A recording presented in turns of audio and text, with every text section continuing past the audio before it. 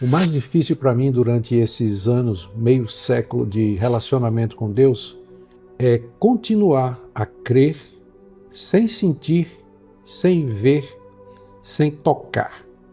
Andar por fé e não por vista. Esse foi o maior desafio. Você continuar crente sem a evidência dos sentidos. Eu quero sentir, eu quero ver. Quantas vezes eu não pedi isso? Eu quero ver.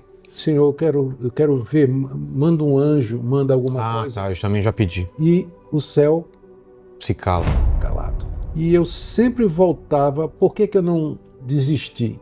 Porque eu sempre me lembro do que aconteceu no jardim. A expulsão do homem do jardim consistiu exatamente nisso aí. Antes, ele andava com Deus.